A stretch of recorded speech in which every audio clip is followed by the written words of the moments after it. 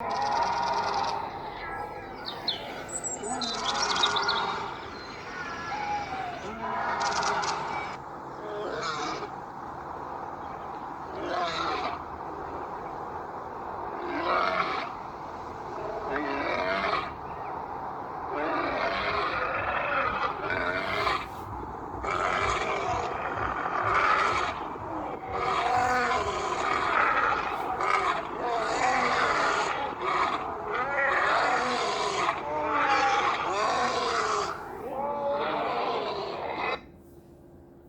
what Daniel heard when he was thrown into my den. Oh, so you haven't heard the story of Daniel in the lion's den? My den? Well, buckle up and get ready for a story you won't forget. I am your narrator. I was told that God's people were captured by King Nebuchadnezzar. Ooh, because they have turned their backs on the one true God who brought them out of Egypt. That's bad. Among these were 4 wise and intelligent young men, Daniel and his 3 friends. These 4 young men loved and feared God with all their hearts. They are also gifted with the ability to interpret dreams and visions. In just a few months of them being in Babylon, they were promoted to high ranks in the palace. Daniel, however, was the chosen one because he was chosen to be the governor. Daniel was dedicated and honest. He did only those things that were right and fair.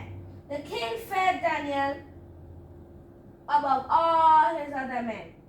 Daniel was humble. He prayed to his God, Jehovah, at least 3 times every day. Wow, that's a lot.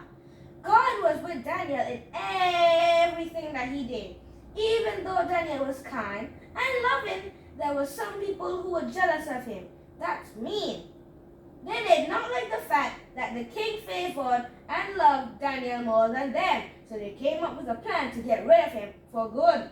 Ooh. These men tried to find fault with Daniel's work, but he was perfect and diligent at all times. They even tried to find fault with the way he conducted himself, but they found nothing because he was humble and wise. They were out of action, but they weren't ready to give up that easy. Then it dawns on them.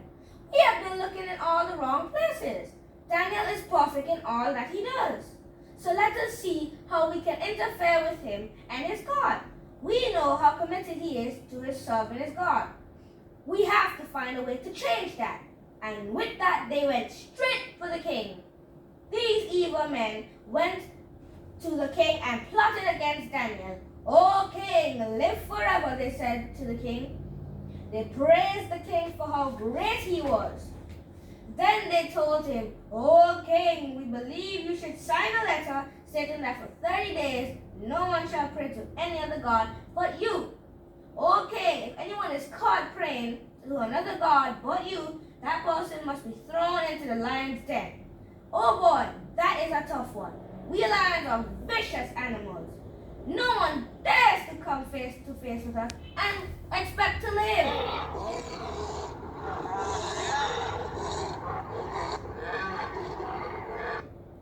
I was told that without a second thought, the king signed the letter. Whenever the king signs a letter, so it shall be.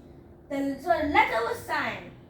The king sealed it with his golden ring. Ooh. Then the announcement was given. No one shall pray to any other god but King Darius for the next 30 days. Anyone who dares to disobey will be thrown into the lion's den. No one dares to disobey the king's order. No one. But Daniel was addicted to prayer. He loves his true God, and it is a custom for him to pray 3 times per day. So Daniel never let the king's order bother him. He continued his daily routine of praying 3 times per day. Guess what? These evil men were camping out at Daniel's house to see if he was going to pray. Creeps. Or was he going to obey the king's order? Because Daniel has never disobeyed the king's order. But to their surprise, Daniel's windows were open wide as he prayed to our God. I was told that these men ran as fast as they can and informed the king about Daniel. The king was heartbroken when he learned that Daniel was the one they plotted against. The king wanted to find a way to help Daniel, but there was no turning back. The letter was signed. The lion's den it was. The king gave the order, and my den was open, waiting on Daniel. They brought Daniel and was about to throw him into my desk. Oh, we were going to have a feast. But before they did, I heard the king telling Daniel, I hope the God you have prayed to 3 times a day will deliver you.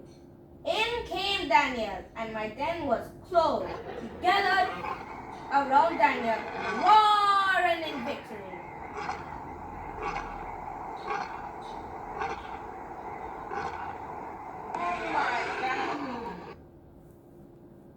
But the strangest thing happened. We couldn't touch Daniel. Our mouths were shut tight. We could not open our mouths. We just stared at each other in fear. This has never happened before. Never. We could not have put us as much as a scratch on Daniel's body. Our mouths remained shut the entire night. Early the next morning, the king came to see the fate of Daniel. To his surprise, Daniel was alive and well. The king was happy. We could have heard it in his voice. What happened next is going to shock you.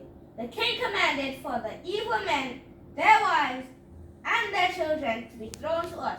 Yep, our mouths weren't closed for this one. We did have a feast.